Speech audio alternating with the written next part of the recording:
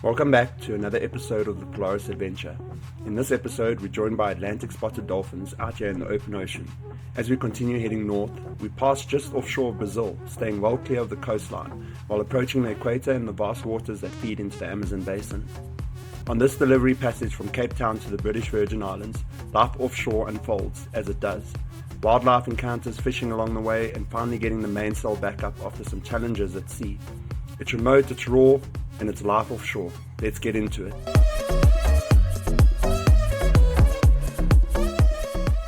Got dolphins swimming beneath us, and Gary called it. Gary said when we get to this point we're going to have dolphins. Yeah.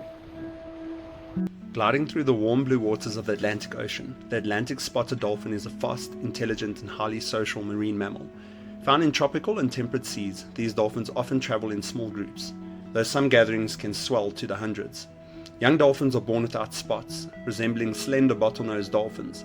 As they mature, a unique constellation of white and dark markings slowly spreads across their bodies. No two patterns are ever the same.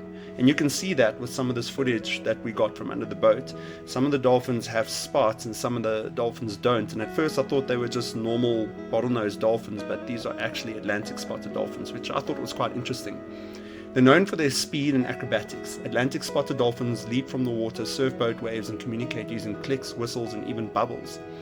Beneath the surface, they are skilled hunters, working together to catch fish, squid, and octopus, sometimes diving as deep as 200 feet. And I must say, one of the coolest things that happened was that Captain Gary actually came up to us, and he was like, I'm going to show you exactly where we're going to see these dolphins.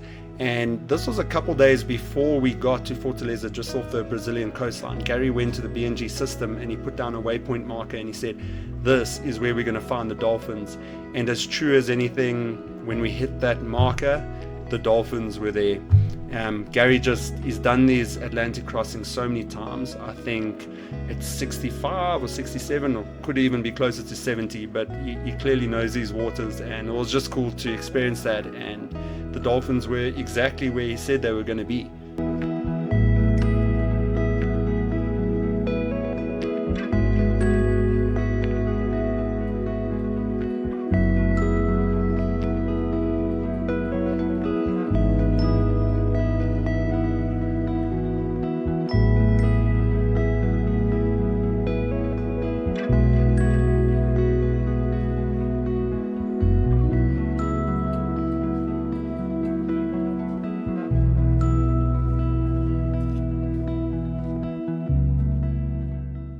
So yeah guys, the Atlantic crossing has been really good. Been loving it, enjoying it. The social media detox has been amazing. If you want to try social media detoxing, go watch a video by Liam Lawson called Why Adventure Outdoors is Dead and listen to what he has to say about it, and just go check it out. It makes a lot of sense. I've been enjoying reading my book and studying my offshore and learning about the weather around me and stuff. So the crossing's been absolutely great. I haven't felt like I've had too much time on my hands to overthink things, which I hate doing. Like, I don't want to overthink things and overstress about things in life. I just want to be in the moment, really. Now we've got some seagrass in the water, so there's no fishing lines out. Fishing's been a bit dead, and we're entering the doldrums soon as well. So yeah, the crossing's been great. It's been fantastic. It's nice. It feels like a nice cleanse, and even though we're next to Brazil, you know, we've got a bit of a different swell. I haven't seen land since we left, like we were opposite Longabon in South Africa. I haven't seen land since then, so that's been a first for me too, first experience. It's been really cool just being out here and not being connected to the rest of the world. There's something so bliss about that, and I think anybody should try that in one way or another. Just go, even if it's just for a week, just get away and escape from it and see what it does to you. See how it starts changing your thinking and approach to life. Like, you're not waking up in the morning and reaching for your phone to check your social media, and then during the course of the day you're not constantly checking for social media updates of what everybody else is doing. You're kind of just doing your own thing and getting along with it, and I like that. So that's my little update for everything, guys. We're on our way. We're gonna maybe stop at St. Lucia. That'll be great. I've always wanted to go there, and from there passing into the Caribbean Sea, and we're on the final stretch now. So yeah, I'm not gonna lie, pretty keen to get to land, but I've honestly been loving it out here. I've been really loving it. And yeah, I just can't, like I said before, I just can't wait for B to be with me doing this. Like then I think it's going to be absolutely optimum, and I'm going to love, I can't wait for that moment. But we've got to work for it. Nothing good comes easy, and we've got things in place, and she'll be here eventually. So guys, thank you for supporting the channel. It's still very small, it's still growing, but that's okay. This is mainly for me at the moment, and journaling what's going on in my life. And just thank you for the support. If you are following the channel, get a friend, get a family member, get somebody to like and subscribe to the channel. That would be fantastic. You know, the sooner we can build, the sooner. I would definitely want to start doing giveaways, so at some point where we can give away a fishing rod and give away some diving gear. And if there's any of you guys out there that happen to be where I am in the world, give me a shout. We'll go free diving, we'll go do some fishing.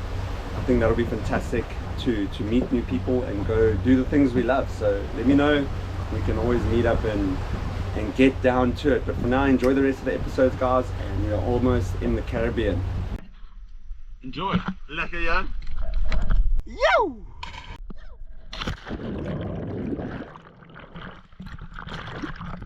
Oh shit, the boat's moving. Go, Matt, go! Yeah. So for the first time on this crossing, we finally got the chance to get in the water. Up until now, we hadn't had the opportunity to swim. The weather was getting really warm, and the conditions finally lined up just right. Even without sails up, the wind and swell were still pushing us downwind. In water this deep, there's no real depth perception. Beneath you, there's nothing but an endless gradient of blue. It's hard to tell how far down it goes, and it's almost impossible not to wonder what's living down there. The Atlantic Ocean is the second largest ocean in the world, covering roughly 20% of the Earth's surface.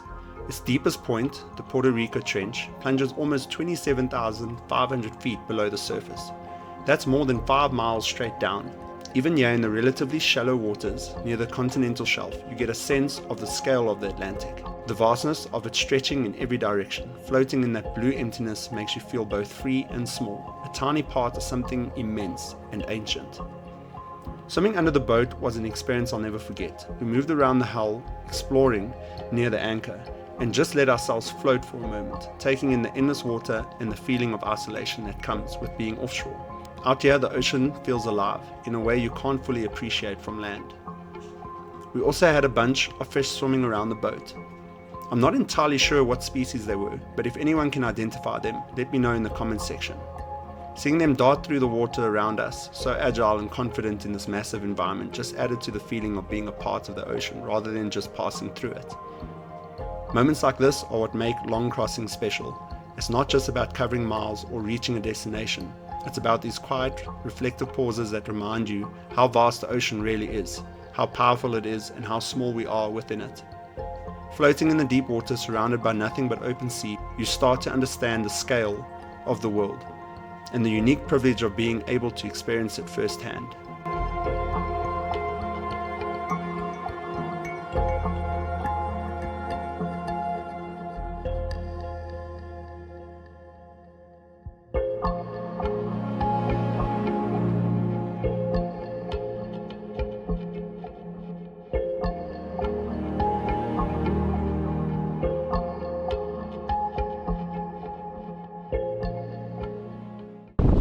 We interrupt this broadcast to bring you Chris. Da, da, da. Just haven't put that extra line on here. I want to try and get that line off. Is that extra one? Yeah, that white one. Okay, so it's tied up to that gray straw. So guys, believe it or not, this was actually the first time that we were getting the mainsail up. We just never had the right wind conditions on the whole crossing to get the main up, and we finally got a beam on wind so we could hoist the main. And we had all crew on deck basically here, so we had Gary by the reefing lines, Chris on the mast by the boom getting ready to help hoist the main, and then Jan putting the boat into the wind. And what I was basically doing in this situation was just helping relay information between Jan, Gary and Chris to make sure that the main sail was raised properly and safely. Obviously we didn't want any issues. We've had a fairly smooth crossing at this point, so we were just all hands on deck making sure that this main went up properly.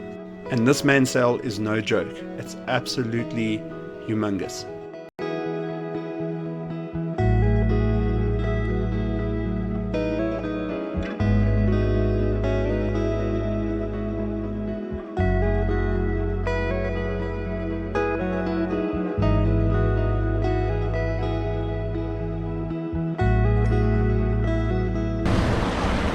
Good morning, everyone. First fish for the day. Let's see what the Amazon brings us. Looks like a good old skipjack. Yeah. She's skiing on top of the water. Looks like a skipjack. Oh no, it's a dorado. A little dorado, by my surprise. Hey, look at this. Look at this beauty. Good morning, Amazon. Look at this beautiful.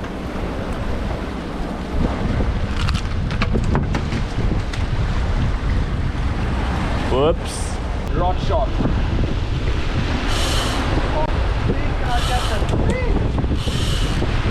So we got really lucky with the dorado on this Atlantic crossing. We just seemed to start catching more and more of them as we got closer to the Brazilian coastline, and especially around or just before the Amazon basin.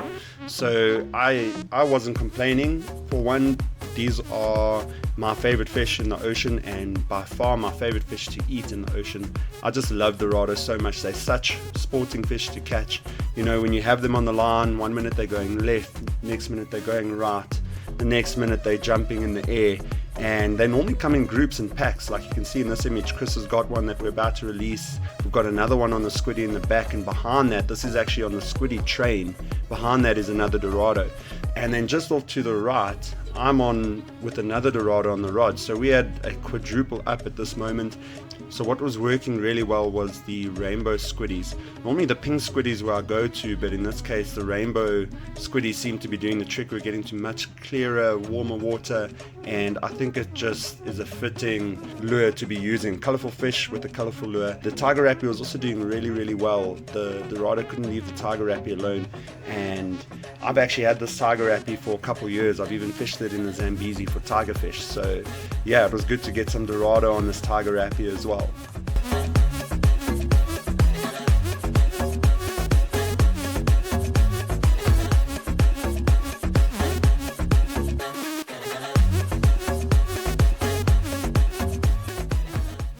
No, but I'll tell you when the ball otherwise we pull it through and then it's groot.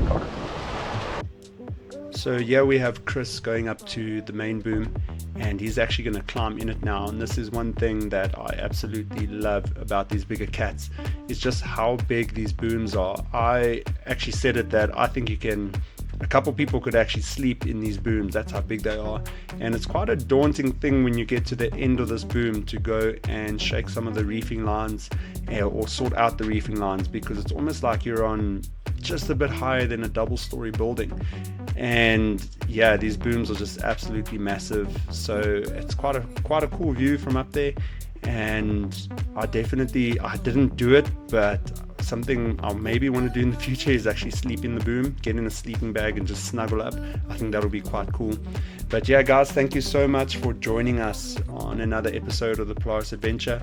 The next episode will be coming out shortly. You won't have to wait too long, and we've got some action-packed things still on the go. And yeah, on the next episode we have the equator crossing, so you don't want to miss that one. We got some nasty stuff thrown on us, but we got to take a swim in the water afterwards. So yeah, definitely stay tuned for that. For now, enjoy the rest of the episode, and we'll see you on the next adventure.